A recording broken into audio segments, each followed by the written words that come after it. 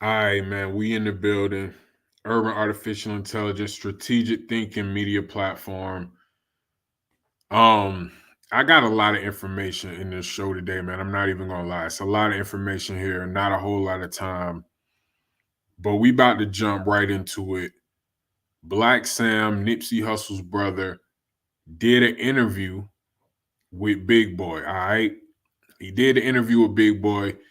He spoke about what he thinks, what he thinks um happened to his brother, Nipsey Hussle. All right. Now we know what happened. We seen the footage, we seen the trial. We understand Eric Holder was arrested, charged with the murder, right?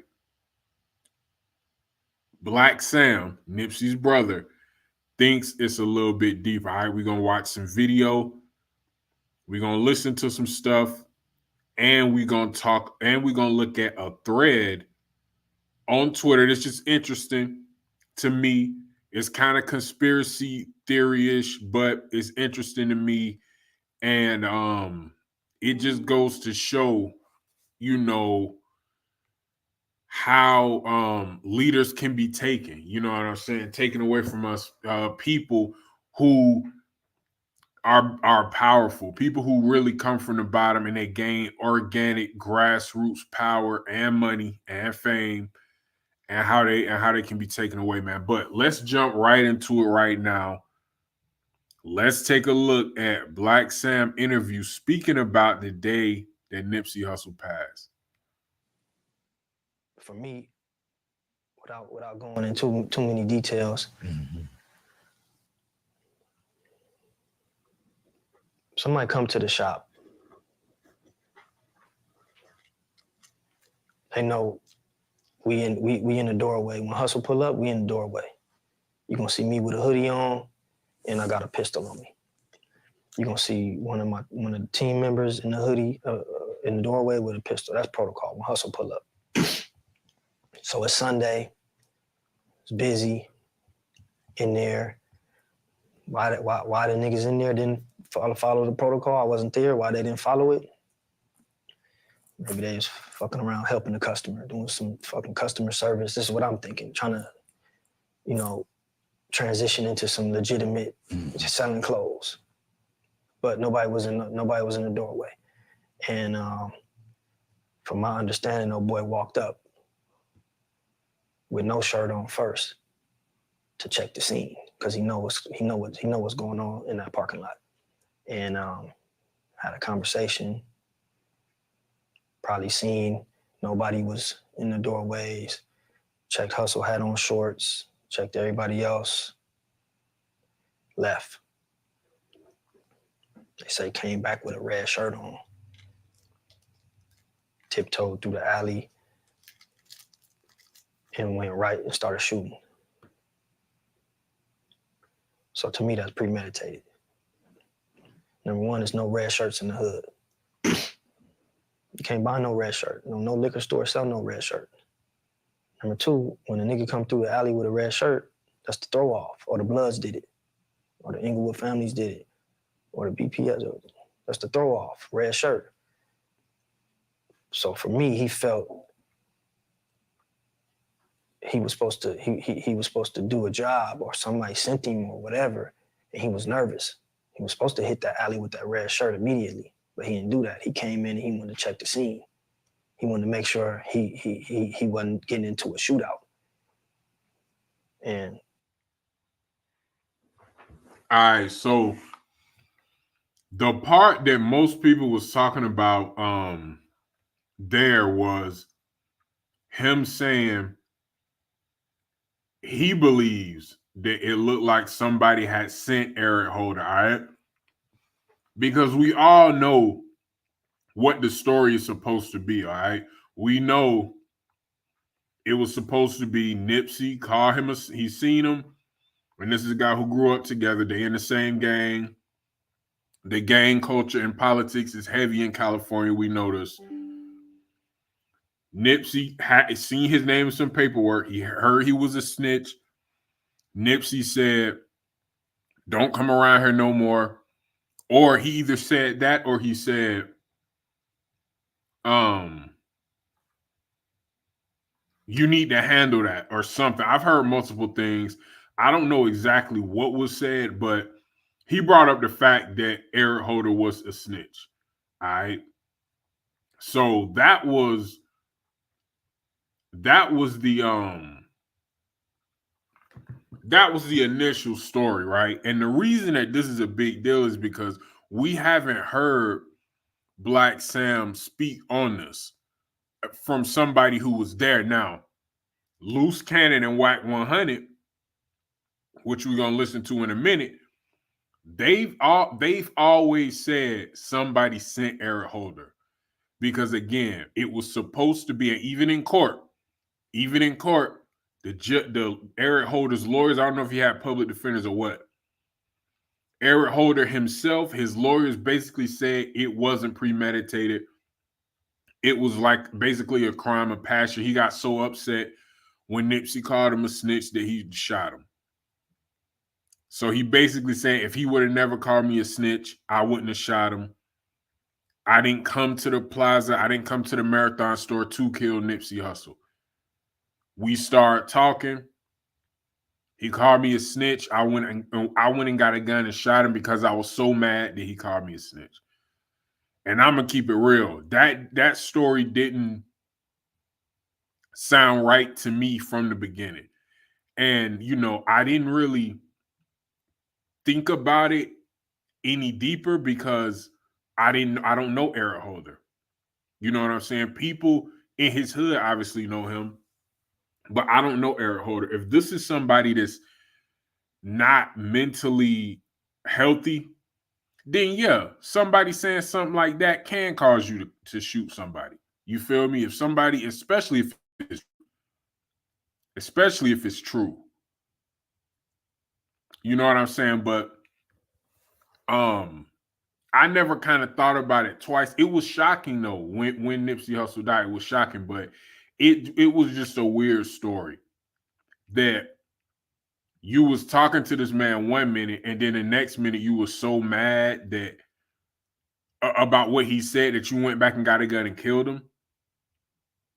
That didn't make a whole lot of sense to me. But like I said, Big U and this dude named Loose Cannon said, Whack 100 and Loose Cannon said that Big U had something to do with it. Now I don't got the clip, but Black Sam in the same interview, he spoke about people in his neighborhood being upset when Nipsey brought DJ Khaled to the hood. Later, in a few, actually right now, let me get this set up. Y'all about to hear Loose Cannon and Whack 100 speak on that. Now, Loose Cannon and Whack 100 are two guys that I really don't believe a lot of things that they say. All right, especially Loose Cannon. He said things before that was kind of outlandish that I did not believe.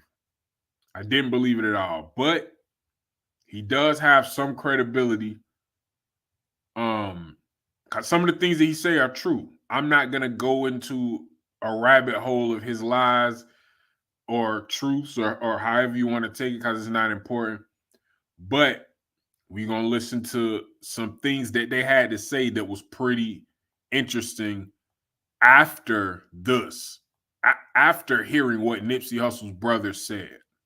All right, so they was on Clubhouse. Let's take a listen to the conversation on Clubhouse. Like, no, I just feel that they just owe me and Whack apologies because we told the people, we gave out the information, we told everybody what was going on. Now everybody is like, okay, this nigga didn't lie. Oh, this nigga told the truth. Whack been telling us the truth.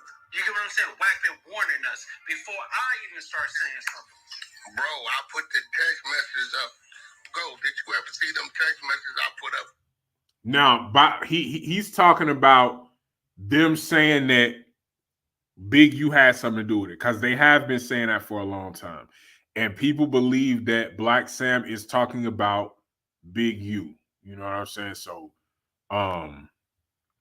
let's get back to that. When he says, me and Wack been saying this or that, or they see that we telling the truth, he's speaking on the fact that they've been and they've been speaking about it for a long time. So if can pay attention and understanding what he's saying, he basically saying before Nip died, Big U and Nip had an issue about Nip bringing DJ Khaled to their neighborhood. And they definitely did.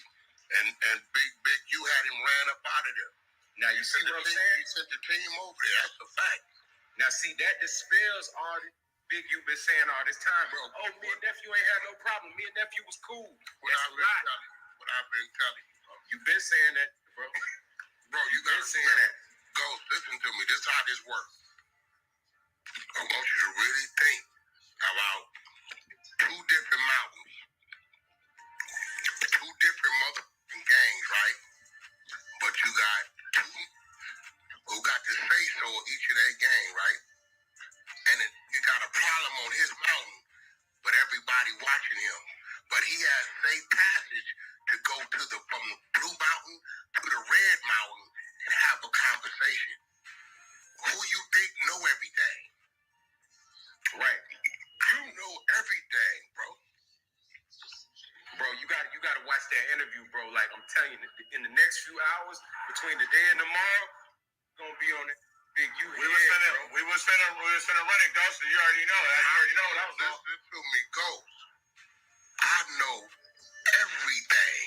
Hey, Wack, you know, this to pay attention is really gonna dissect that interview and see what Sam is saying, bro. Sam is really alluding to that. The boy Eric Holder was sent. He kind of alluding to like Big U might have sent that. Eric Holder is a little, bro. You don't remember when I said the only way a mental patient could walk into a mental facility and get checked in is he was already a previous. Yes, he was already there. Yep. You remember I used to tell everybody that. You know what I'm saying? I thought he was gonna use that as part of his defense. Because he already is a mental patient. He diagnosed already. Did Black Sam talk about the time Big U came down there and fired the gun, and he tried to fire the gun in the air? What did he tell? Did he tell the story on how he went from assaulting her to standing with the police as a mother and grid worker and pointing the finger at people? Oh, he didn't that one yet. He didn't really get into that. You know, it was with Big Boy. So what he really wanted to focus on was like it was kind of like he was trying to dispel everything that Big U been saying without saying Big U name, because he made sure to say like basically like he told the story of the night before Nip died, which was a Saturday. It was Adam's birthday, and they was in the it was in some Wally's. They was in some restaurant called Wally's or whatever, right? And they was talking about how it was a lot of political issues and niggas was mad that Nip bought DJ Khaled to the neighborhood and shit. No, Big U was mad.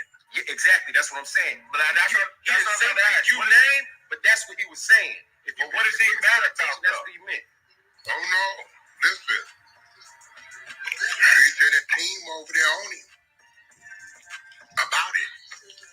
Press that man. This is why when I seen DJ Khaled taking pictures with Big U, I knew what that was. That was the old LA shuffle, the old LA squeeze.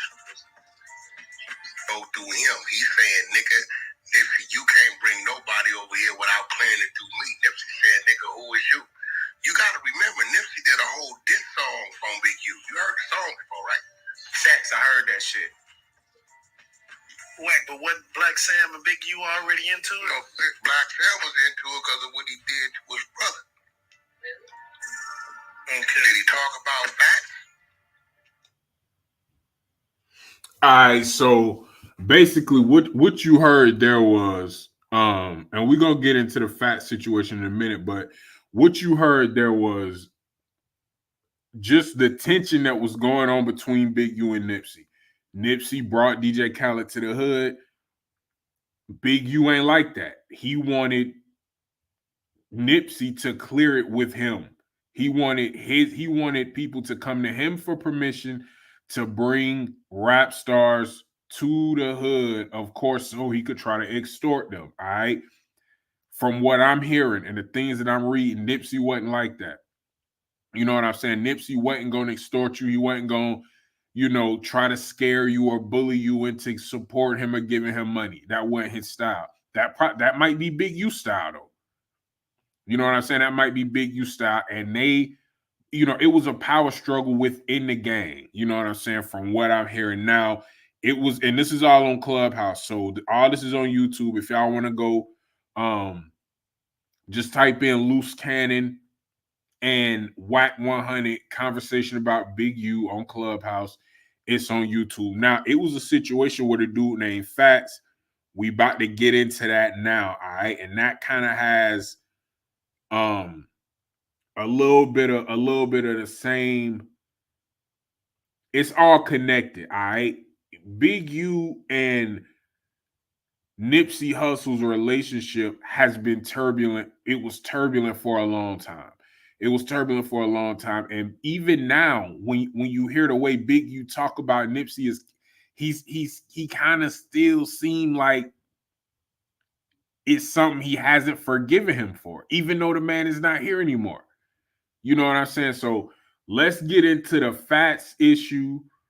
It's another little clip, and then we're gonna go to X, formerly Twitter, and it's a thread that I read about leaders being taken from us. In this, it's real interesting. But let's get into the second Clubhouse clip real quick. 5'6", little fat nigga, about 260. Both the fast. You know what's a little nigga named Fat? About 5'6", little fat nigga, about 260. Both the fast. The nigga that died. Hold on. You know what happened to him about a week before he died, right? I heard something about some weed shit. No. Fats put Big U on his pockets. Damn. Big U tried to take off on Nip, and Fats took off on Big U and set him on his pockets. In front of everybody. A week later, Fats was out of here. Think somebody might shot him. I don't know what happened. Yeah, the internet finna be in an uproar about this shit, bro. But they definitely was not. Bro, he bringing me the shit trying to counterplot on the nigga. This why I'm like, nigga, you the one came over there talking about whack this nigga's a snitch.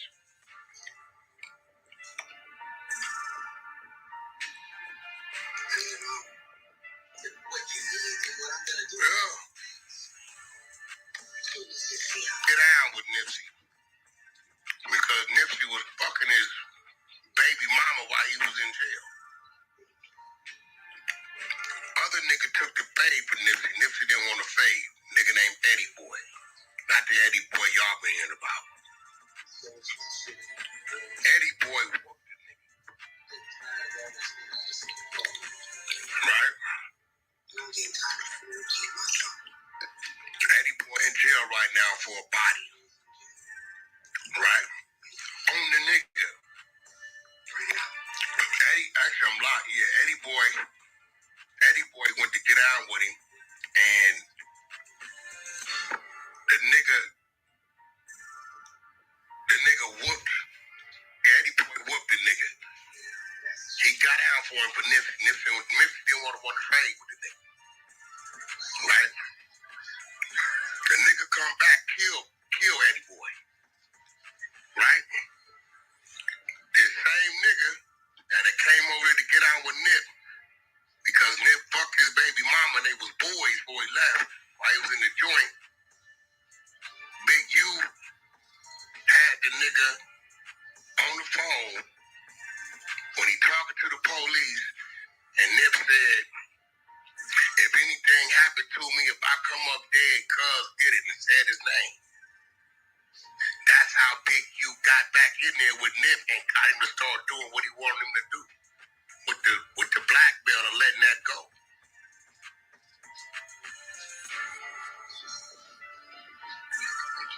This shit getting tricky. That's a fact.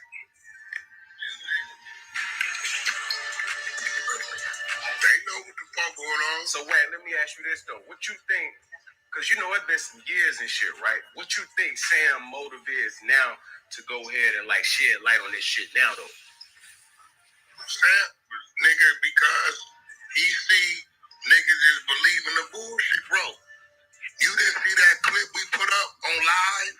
See, Big U, you gotta remember, dude is like, he not smart. Right? He not smart. So he'll do shit without thinking. You remember when they said, justice for Big U, and he started laughing? His brain didn't register you on live. Right? I think he meant to say justice for Nipsey right there, but he said justice for Big U. I think he meant to say justice for Nipsey. It didn't register. So the nigga name was Dahmer. That's the nigga name. Dahmer came over there to get out with Nip. Cuz you was my nigga, I go to jail. Come to find out you telling my baby mama, don't answer my phone calls, don't send me nothing, you and her, all this shit. You start fucking the bitch 6-0, we gotta get out. Dahmer jump out. Nipsey didn't want to fade, Ghost. He didn't want to get out with Dahmer. Boy, Eddie Boy was telling nigga, I get out with him. They lock up. Boom, boom, boom, boom. Eddie Boy whooped Dahmer ass. Knock his tooth out, all that. Dahmer come back smoking. Right? Kill him. Behind him. Right? Dahmer go to jail for the body. They questioning Nipsey. And Nipsey said, if somebody do something to me, if I come up dead, Dahmer did it. Or they snatched Dahmer. Big U had that record. And used that to make the nigga move. That's when you seen all the victory lap shit. He fucking with him. Nigga, Nipsey was playing his hand. Somebody was gonna go one way or another.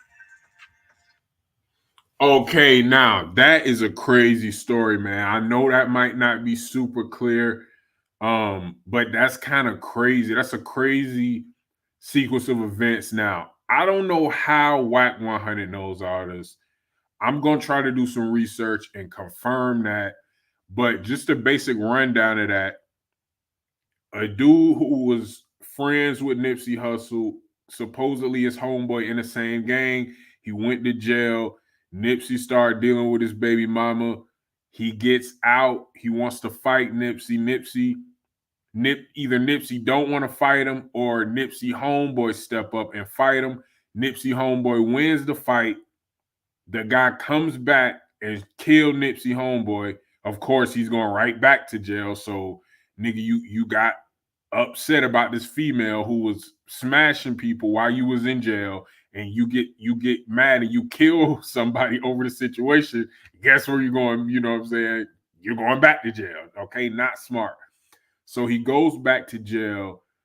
And when Nipsey is questioned about the situation by the police, he tells the police, if anything happens to me, it's Dahmer. You know what I'm saying? It's this dude that, I was fucking his baby mama, and he killed my friend.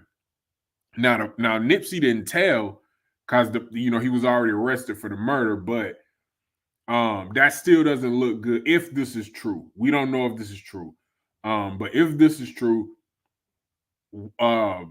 Big U supposedly recorded the conversation. I don't know how he could do that, but he used that. He recorded Nipsey Hussle basically saying, if I end up dead, it's Dahmer. He'll have something to do with it. Big U supposedly recorded that information and he used it to blackmail Nipsey. All right. And that's how they got back cool, because they were beefing. But when Victory Lap came out, it was a bunch of pictures of them that surfaced. They was back around each other. Now, I don't know how true this is, man. I don't know how true this is. I don't know if this is just slander on Nipsey's character Rest in peace to him. He's a legend, and a lot of people look at him as like pretty much a squeaky clean dude. You know what I'm saying? That's the image that most people outside of Los Angeles have of him. But he was in a gang, and gang politics are different in LA, in California, excuse me, California, period. So the last thing we about to listen to real quick, another little quick 2-minute conversation, man. We about to get into this, and this is kind of just gonna wrap things up. And this was actually a long conversation. You know what I'm saying? I got about 10 minutes of it, but this is a much longer conversation. It's about 40, 50 minutes of them just talking about California politics. And man, if this is true, Nipsey was tied up in a lot of stuff, a lot of politics and stuff, man. How you feel like they gonna react? I just feel that they just owe me and whack apologies because we told the people, we gave out the information, we told everybody what was going on. Now everybody is like, okay, this nigga didn't lie. Oh, this nigga told the truth. Wack been telling us the truth.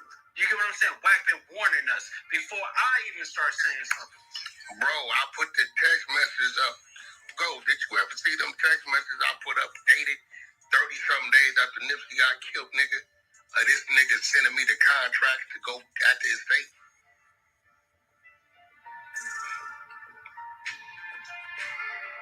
Go, did you ever see them shits I put Yeah, up? I seen that. Yeah, I seen them contracts. I seen that. I seen the text messages and shit. You see what he telling me? I also got he telling me. Niggas ignore it. Well, what about when he sent the cease and desist to me and the network? Then he sent the no jumper.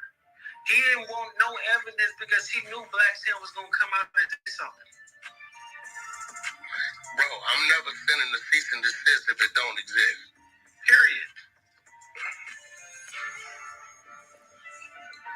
Niggas don't even be to send a cease and desist. If I know it don't exist. But that's facts now. When we said it, now we looking crazy. Now what everybody gonna say? Goes what everybody gonna say now. Hey, niggas gonna have to understand now, bro. Like it's nothing. It's no response niggas can say, bro. Like the facts is on the table, bro. This coming out his brother's mouth, bro. This coming out his brother's mouth, bro. And this shit goes neck and neck with the same shit y'all saying, bro. All the shit correlate together, bro. When I said about the DJ Khaled story, and I said that the nigga had me run up on DJ Khaled, and when I ran up on DJ Khaled, I had the phone on I speaker. wasn't gonna say nothing. Loose was the team that ran up on him to shut it down. Dead homies. And then with the phone, Big U grabbed the phone, right? He grabbed the phone, or whatever like that. He was like, Khaled was like, Big U, I love you. I don't know what's going on because I had him strung up, right? The nigga Big U was like, I don't know why my nephew doing that. 6-0, and it's on speaker, so I heard it. I'm like on 6-0, like, I realized after Nip died, DJ Khaled sent his shoes. He got him and Stacy flying up.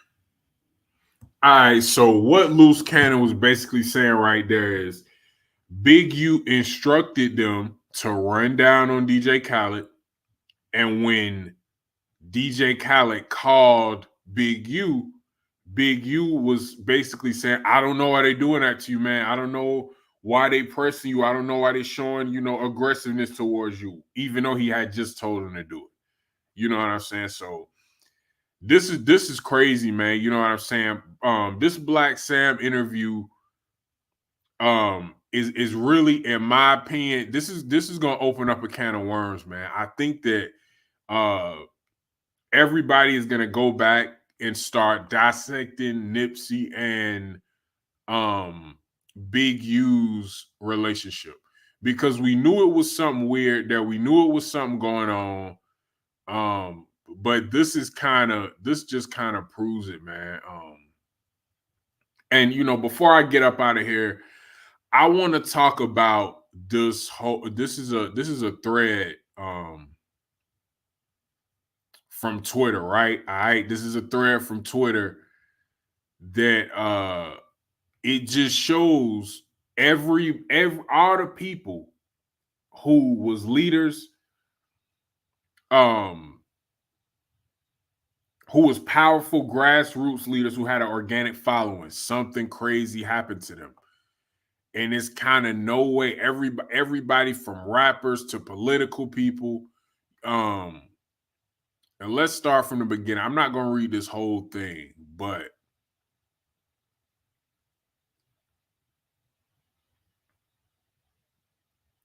this is just, and this is why this is eerie. It's eerie to kind of the situation with Malcolm X. Now they compare Nipsey to Tupac, to JFK, but his story to me is most closely like Malcolm X. All right, and some crazy things happen, man.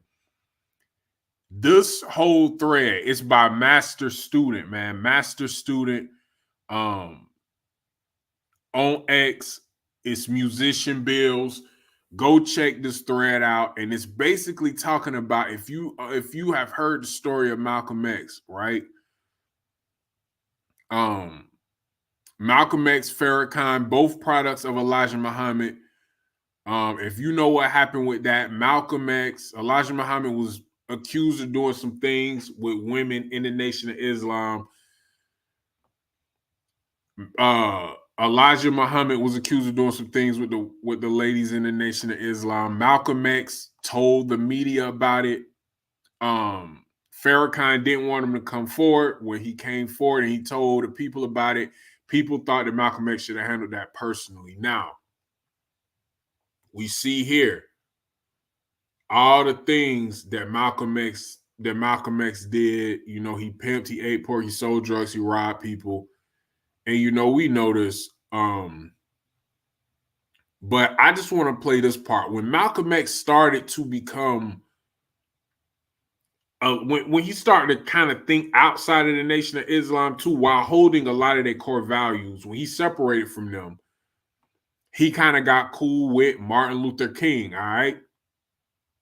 I'm going to read this part.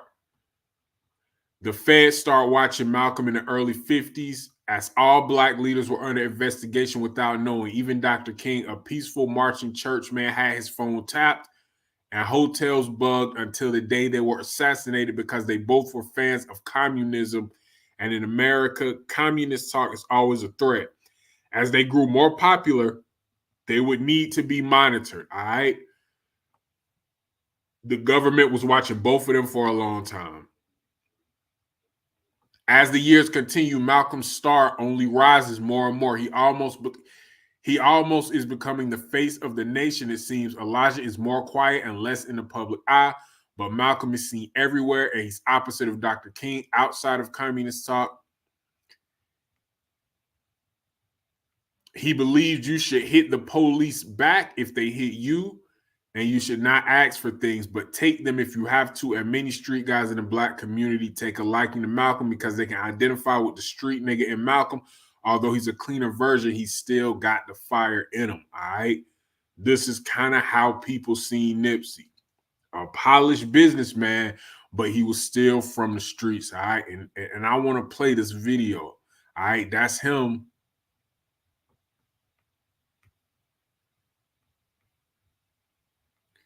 Meeting with Fidel Castro, all right? This is just, it's a lot of similarities in Malcolm and Nipsey Hussle to me personally, all right? He took up photography. He took up videos, taking videos.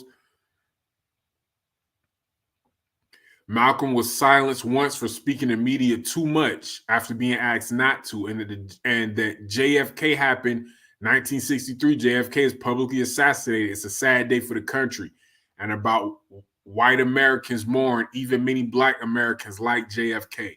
Elijah asked Malcolm and every other minister to not speak on this tragedy because the love of JFK could make it dangerous for all Black NOI members, even children. But when the camera's put in Malcolm's face again, he can't resist.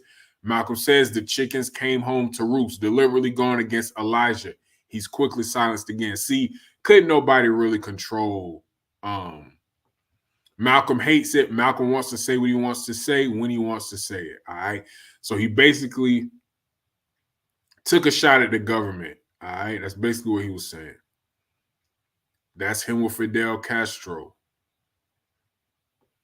That's Malcolm, Elijah, and Farrakhan. All right, they was the leaders of the NOI. That's the legendary picture of him holding the gun, looking out the window. All right, this is kind of cool too. If you seen the movie Belly, you know at the end of Belly, right? They get DMX.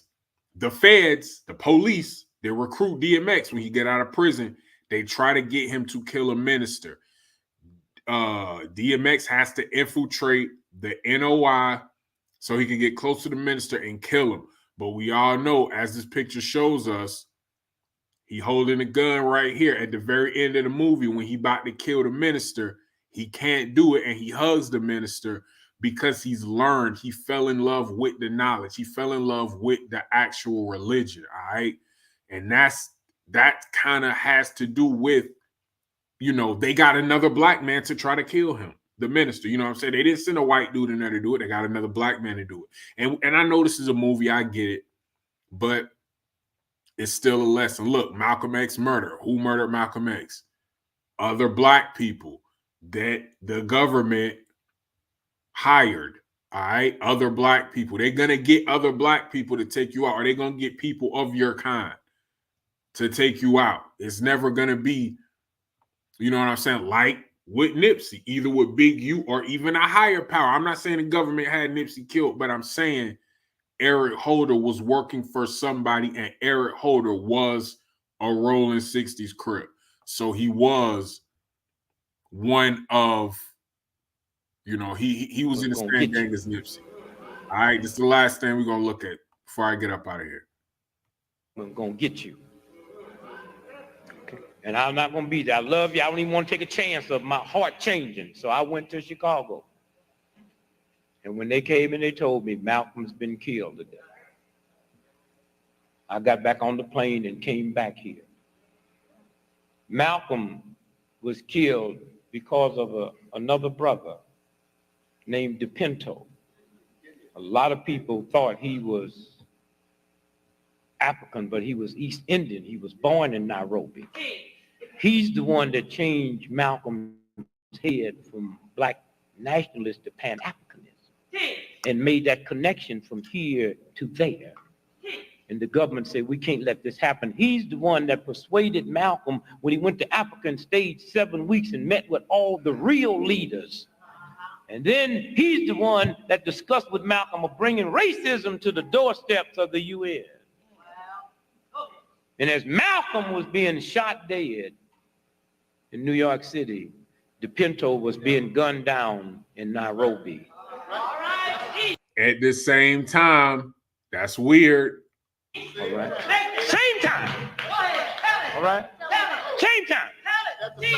So don't tell me about no black Muslims.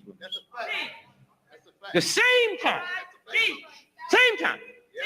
Malcolm was being gunned down. Now.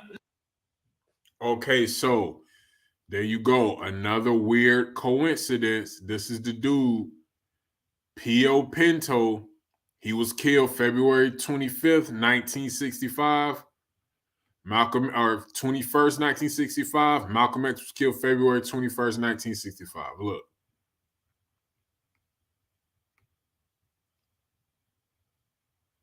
The same, or you know what? I think he died later, but the attempts was on the same day. So he died 4 days later, but the attempts was on the same day. All right. So there you go, man. Sometimes when you're a powerful leader, they're going to get people who look like you to pull off these things, man. So, and these hits are gonna come from where you least expect it, man. They're gonna come from people that look like you. So RIP to Nipsey, RIP to Malcolm X, RIP to all the great leaders, man. Get in the comments, man. Let me know what y'all think, man. Was this Big U? Was this gang politics? Or was this hit call from a higher, more powerful place, man? We don't know, but I guarantee you more information is gonna come soon, man. Appreciate y'all watching. Get in the comment box, like, you know what I'm saying, subscribe to the channel. Urban Artificial Intelligence, Strategic Thinking Media Platform. I'm gonna see y'all on the next episode. Peace.